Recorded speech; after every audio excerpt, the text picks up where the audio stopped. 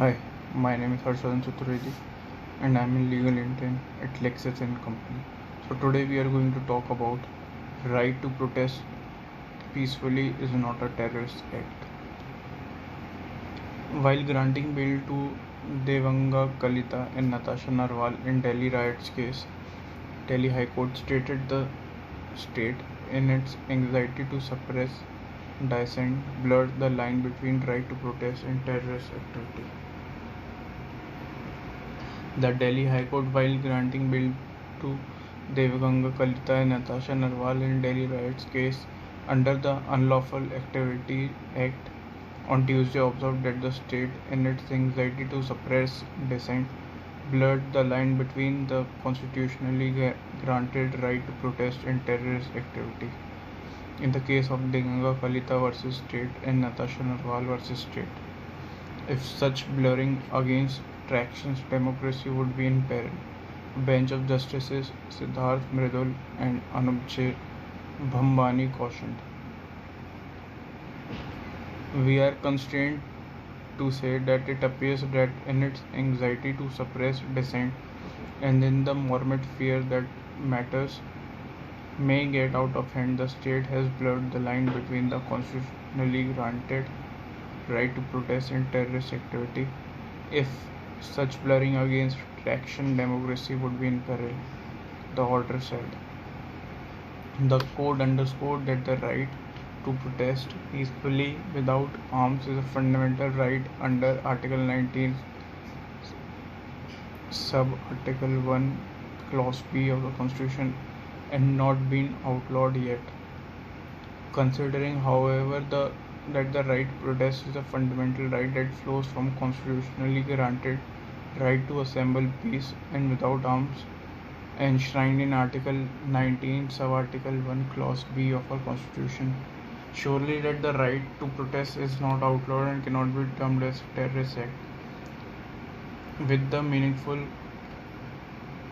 of the UAPA Act unless, of course, the ingredients of the offence under Section 15, 17 and 18 of the UAPA are clearly discernible for the factual allegations contained in charge sheet and the material filed therewith, the judgment said.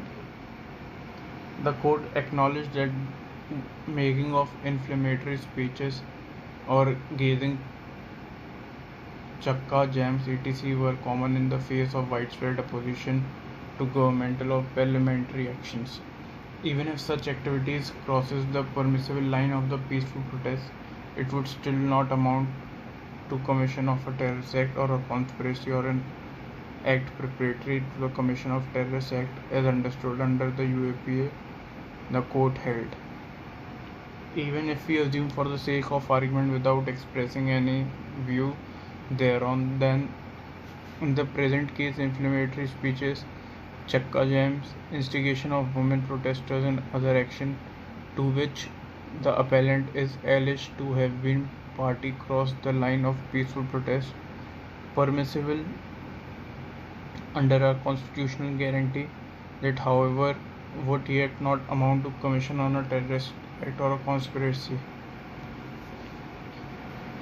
As was held in Asif Iqbal Tanha's case, the court that the phrase terrorist act under UAPA could not be permitted to be applied in a cavalier manner to criminal acts or omissions that fall squarely with the definition of conventional offences as defined inter alia under the IPC,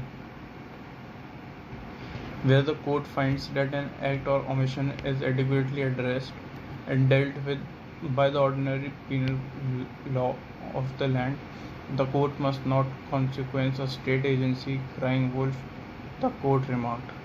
While deciding Natasha's bail, the court observed that the allegations relating to inflammatory speeches, organizing of chakka jam, investigating women to protest and to stockpile various articles at worst are evidence of her participation in the protest. They were, however, not material to say that she incited violence or committed a terrorism act.